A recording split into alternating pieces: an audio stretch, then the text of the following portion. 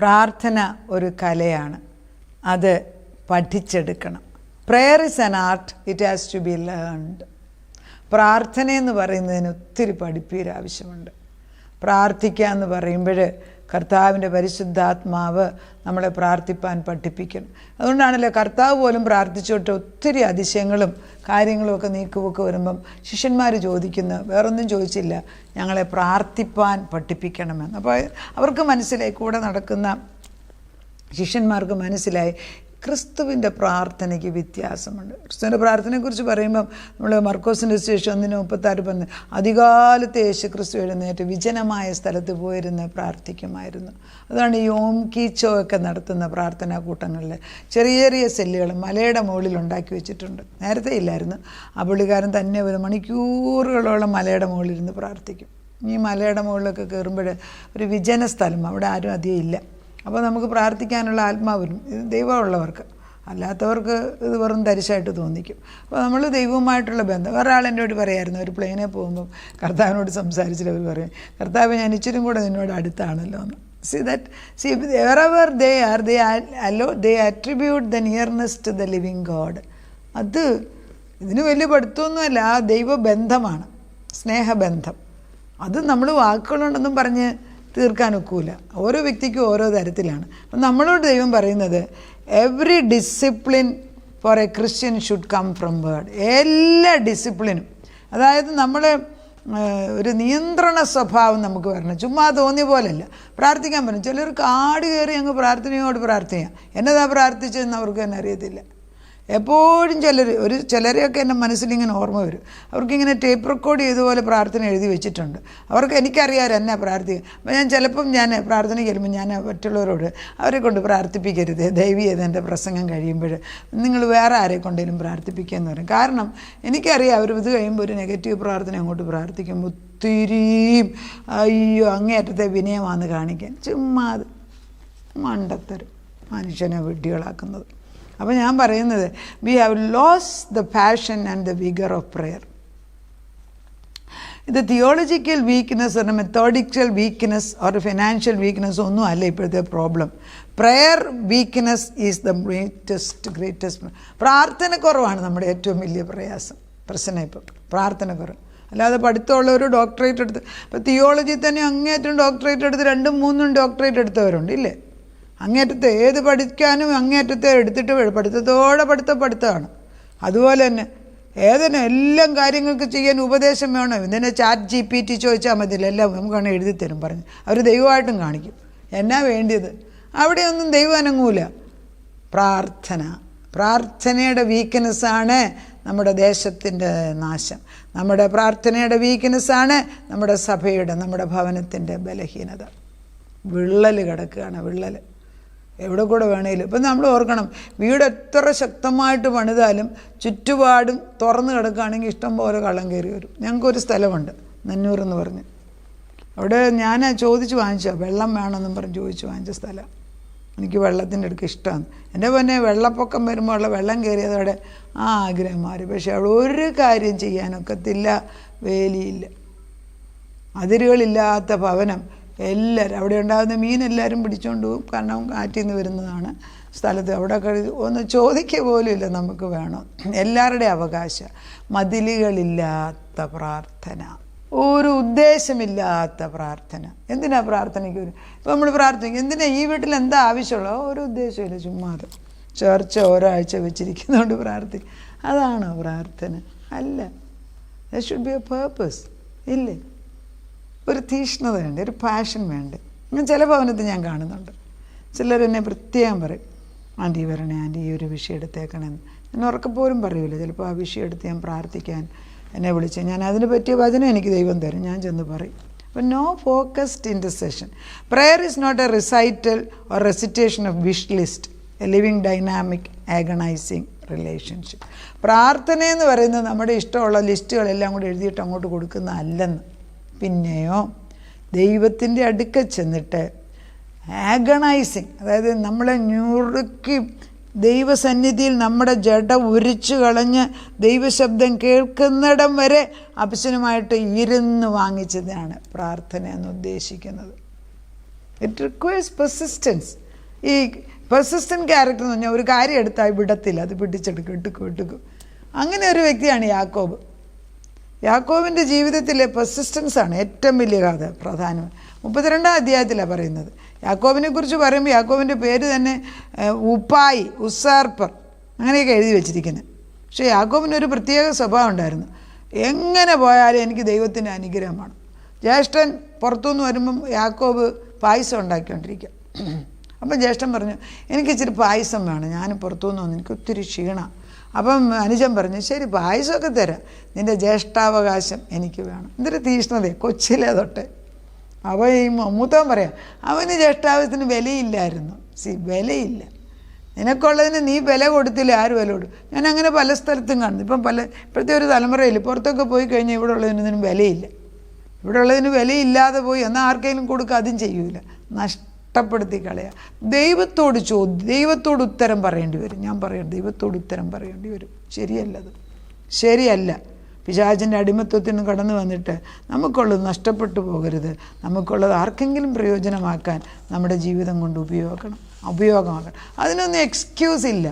ഒരിക്കലും ദൈവം അത് ക്ഷമിക്കുന്നില്ല. കർത്താവിൻ്റെ ആത്മാവിൽ നമ്മൾ നന്മ ചെയ്യുന്നവരായി മാറണം. എന്തു വന്നാലും മറ്റുള്ളവർക്ക്, എനിക്ക് അധികമുണ്ടെങ്കിൽ അത് മറ്റുള്ളവർക്ക് കൊടുക്കണം, വെറുതെ കളയല്ലേ. ഞങ്ങളുടെ വീടിൻ്റെ മുമ്പിൽ നമ്മുടേതല്ല, വേറൊരാളുടെ മാവ നിറച്ച് മാങ്ങ വീണുകൊണ്ടിരിക്കും. ഞാനും എൻ്റെ ഹസ്ബൻഡ് എല്ലാ ദിവസവും പെറുക്കിയെടുത്ത് ചേർച്ചിലുള്ളവർക്കും അറിയാവുന്നവർക്കും എല്ലാം ഞാൻ കൊടുത്തിട്ടുണ്ട്. കാരണം എന്താ, ഒരു മാവ് അത്രയോ ത്യാഗം സഹിച്ച് അത്രയും മാങ്ങ ഉണ്ട്, അത് വെറുതെ കളയുന്നത് സങ്കടമല്ലേ? ദൈവത്തിന് ഇഷ്ടപ്പെടുമോ? അതുകൊണ്ട് തന്നെ നാം കൊടുക്കും തോറും വേറെ വേറെ ഇഷ്ടം പോലെ ദൈവം തന്നുകൊണ്ടേയിരിക്കും. കൊടുക്കും തോറും എല്ലാവർക്കും കൊടുക്കണമെന്നില്ല, പരിശുദ്ധാത്മാവ് പറയുന്നിടത്ത് ചെയ്യണം. ചെയ്യുന്നതിലും ദൈവബുദ്ധി വേണം. അപ്പോൾ നമ്മളോട് പറയുന്ന persistent character, the flesh hates prayer, you have to die in flesh for prayer, the supreme act of the spirit that dominates over flush.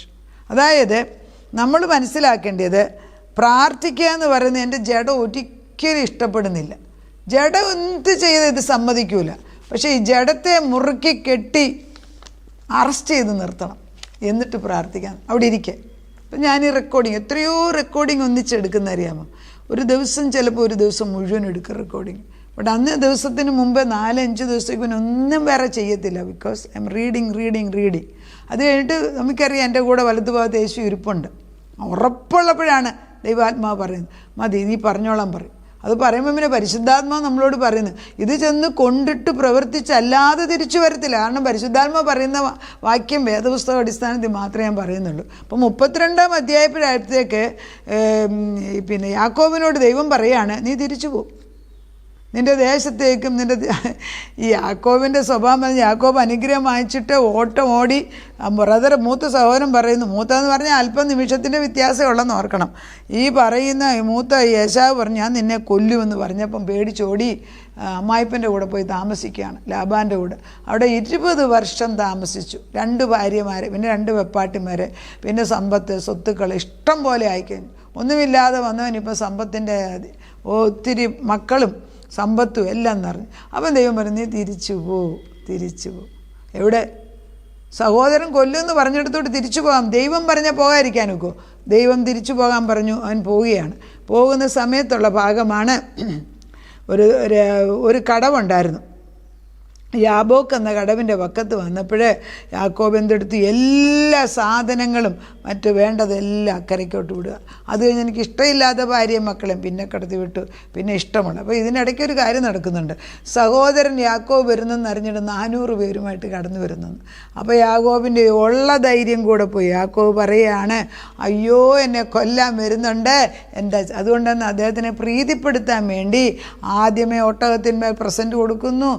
ജോലിക്കാരോട് പറയുന്നു, കമന്ന് കിടന്ന് സാഷ്ടാംഗം ചെയ്ത് വിനയപ്പെട്ടോണോ, അങ്ങനെ എങ്ങനെയാന്നൊക്കെ പറഞ്ഞു. ഇതെല്ലാം സംഭവിച്ചു. ദൈവം അനങ്ങുന്നില്ല. എല്ലാം ഇഷ്ടമുള്ള ഭാര്യയും മകനെ അപ്പുറത്ത് വിട്ടു കഴിഞ്ഞപ്പോൾ യാക്കോബ് ഒറ്റയ്ക്കായി ഏകനായി വന്നപ്പോൾ ദൈവത്തിൻ്റെ ദൂതൻ വന്ന് യാക്കോബുമായിട്ട് മൽപ്പിടിക്കുന്നു. അതാണ് ഉൽപ്പത്തി 32:24. ഒരു പുരുഷൻ വന്ന് അപ്പോൾ ഒരു പുരുഷൻ ഉഷസാകുവോളം അവനോട് മല്ല് പിടിച്ചു. അവനെ ജയിക്കയില്ല എന്ന് കണ്ടപ്പോൾ അവൻ്റെ തുടയുടെ തടം തൊട്ടു. ആകയാൽ അവനോട് മല്ലു പിടിക്കയിൽ യാക്കോബിൻ്റെ തുടയുടെ തടം ഉളുക്കിക്കളഞ്ഞു. എന്നെ വിടുക, ഉഷസ്സുദിക്കുന്നുവല്ലോ എന്ന് അവൻ പറഞ്ഞതിന്, നീ എന്നെ അനുഗ്രഹിച്ചിട്ടല്ലാതെ ഞാൻ നിന്നെ വിടുകയില്ല എന്ന് പറഞ്ഞു. അവൻ പറഞ്ഞു. ഇതാണ് ദൈവദൂതനുമായിട്ടുള്ള യുദ്ധമാണ്. ഏകനായിട്ട് യുദ്ധം ചെയ്യണം. എനിക്ക് വചനം പറയാനൊക്കും, ഞാൻ ആത്മാവിൽ തീഷ്ണമായിട്ട് നിന്ന് പറഞ്ഞു തരുന്നു. പക്ഷെ നിങ്ങളുടെ അനുഗ്രഹത്തിന് നിങ്ങളും ദൈവവുമായിട്ടുള്ള ആ ഒരു ബന്ധത്തിൽ ജഡത്തിനെ കരിച്ചു കളഞ്ഞ് ഏകനായിട്ട് ദൈവത്തോട് എപ്പോഴാണ് നീ പ്രാർത്ഥിച്ചത് ഉത്തരം കിട്ടാൻ? എത്ര സ്ത്രീകളെ എനിക്കറിയാമെന്നറിയാമോ, രാത്രികാലങ്ങളിൽ വേദപുസ്തകം എടുത്ത് വെച്ചിട്ട് ഒരു വചനത്തെ പിടിച്ച് നെടുപാട് അങ്ങോട്ട് കിടക്കും, ഇതിന് ഉത്തരം കിട്ടുന്നിടം വരെ. അതൊക്കെ കേൾക്കുമ്പോൾ നമുക്കൊരു ഇതൊക്കെ അമ്മമാരാണ് ചെയ്യുന്നത്. ഒരു സ്ത്രീ ഒരമ്മയാകുമ്പോൾ അത് വ്യത്യാസം, സ്വന്തം മക്കൾക്ക് വേണ്ടി ത്യാഗം സഹിക്കുന്നതിനാൾ. ഇതൊന്നും ആരും അറിയുന്നില്ല. രാത്രികാലത്തല്ലേ അവർ ചെയ്യുന്നത്. നമ്മുടെ അമ്മമാരൊക്കെ ഇങ്ങനെ ചെയ്തിട്ടല്ലേ ഇന്ന് നമ്മൾ സുഖിക്കുന്നത്. ഈ നമ്മൾ ചെയ്യുന്ന നമ്മുടെ അടുത്ത തലമുറയ്ക്ക് വീഴുന്നുള്ളത് നിശ്ചയമല്ലേ. അപ്പോൾ ഈ പ്രിവെയിലിംഗ് പ്രെയർ എന്ന് പറയുന്നത് മൽപ്പിടുത്തം, രാത്രി മുഴുവൻ മൽപ്പിടുത്തമാണ് യാക്കോബും ദൂതനുമായിട്ട്. അവസാനം ദൂതൻ പറയുന്നു യാക്കോബിന് വിട്ടുകൊടുക്കാൻ മനസ്സില്ല. അത്രമാത്രം തീഷ്ണ ദൂതൻ പറഞ്ഞു ഇവനെ ജയിക്കാൻ. ദൈവത്തിന് ജയിക്കാൻ കഴിഞ്ഞിട്ടില്ല, പക്ഷേ തീഷ്ണ സ്വഭാവത്തിനെ മാനിച്ചിട്ട് ഇല്ല, ഉഷസ്സാകുന്നു, ഞാൻ പോകട്ടെ എന്ന് പറഞ്ഞു. അപ്പോൾ യാക്കോബിന് മനസ്സിലായി സംഗതി. എന്നെ അനുഗ്രഹിച്ചിട്ടല്ലാതെ, ഞാൻ ഈ അനുഗ്രഹത്തിന് വേണ്ടിയാണല്ലോ ഓടിയത്, പക്ഷെ എന്നെ അനുഗ്രഹിച്ചിട്ടല്ലാതെ ഞാൻ നിന്നെ വിടുകയില്ല എന്ന് പറഞ്ഞു. ആ മൽപ്പിടുത്തത്തിൽ ആ തുടയ്ക്ക് ഒരു തൊടൽ തൊട്ടു. അതോടുകൂടി ഏണില്ല, പിന്നെ ഏന്തിയാണ് നടക്കുന്നത്. അങ്ങനെ ഒരു അടയാളം ഇട്ടുകൊടുത്ത് യാക്കോബിനോട് ചോദിക്കുന്നു, നിൻ്റെ പേരെന്തുവാ യാക്കോബ്? അത് ശരിയല്ല, നീ ഉപായി എന്നും സൂത്രക്കാരൻ എന്നൊക്കെയാണ് നിൻ്റെ പേരിൻ്റെ അർത്ഥം. അത് മാറ്റി വെച്ച് ഇന്നു മുതൽ നീ ഇസ്രായേൽ എന്ന പേരിൽ അറിയും. അതായത് ദൈവത്തിൻ്റെ പ്രഭു, ദൈവത്തോട് മൽപ്പിടിച്ച് ജയിച്ചവൻ. ഇതാണ് നമ്മുടെ വല്യപ്പച്ചൻ. യാക്കോബ് എന്ന പേര് പലർക്കും ഇല്ലേ ഇവിടെ? ജേക്കബ് എന്നുള്ള പേര് എല്ലാവർക്കും ഉണ്ടല്ലോ.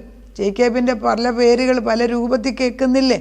ഞാൻ അവരോടൊക്കെ തന്നെയും എല്ലാവരോടും പറയുകയാണ്, കർത്താവിനോട് മൽപ്പിടുത്തം ചെയ്ത് ജയിക്കാൻ, ആ പ്രിവെയിലിംഗ് പ്രെയർ മടുത്തുകൂടാതെ പ്രാർത്ഥിക്കാൻ. നീയും ദൈവവുമായിട്ട് ഒറ്റയ്ക്കുള്ള ഒരു യുദ്ധമുണ്ട് എല്ലാവരുടെയും ജീവിതത്തിൽ. അമ്മ പ്രാർത്ഥിച്ചാണ്, അപ്പം പ്രാർത്ഥിച്ചും, എല്ലാം ഗുഡ്. നിനക്കൊരു സമയം വെച്ചിരിക്കുന്നു, മുറിക്കകത്ത് അടച്ചിരുന്ന് ദൈവവുമായിട്ട് പ്രാർത്ഥിച്ച് ജയമെടുക്കുക. ദൈവം നമുക്ക് എല്ലാ അനുഗ്രഹത്തിൻ്റെ കലവറയും തുറന്നു തന്നിരിക്കുക. പക്ഷേ ഈ മൽപ്പിടുത്തത്തിൽ ജയിക്കാത്തവന് ഒന്നും കിട്ടത്തില്ല. വെറുതെ സമയം വേസ്റ്റ് ചെയ്യാതെ കർത്താവുമായിട്ടുള്ള ബന്ധം ഉറപ്പിച്ചിട്ട്, കർത്താവ് എനിക്ക് പ്രാർത്ഥിക്കാൻ അറിയത്തില്ല, പ്രാർത്ഥനയ്ക്ക് കൃപ തരണമെന്ന് ചോദിച്ചാൽ പരിശുദ്ധാത്മാ അതും ചെയ്തു തരും. അതല്ല, നിനക്ക് പ്രാർത്ഥിക്കാൻ അറിയത്തില്ല എങ്കിൽ അനേകർക്ക് വിളിച്ചിരുത്തി പ്രാർത്ഥിപ്പിച്ചിട്ട് ഒരു ദിവസം ദൈവം ആ മൽപ്പിടുത്തം വളരെ ശാന്തമായിട്ട് ചെയ്യിപ്പിച്ചു തരും. എന്നിട്ടേ അനുഗ്രഹം കിട്ടത്തുള്ളൂ. അത് പ്രാപിച്ചെടുക്കുക. ദൈവം നമ്മളെ അനുഗ്രഹിക്കട്ടെ.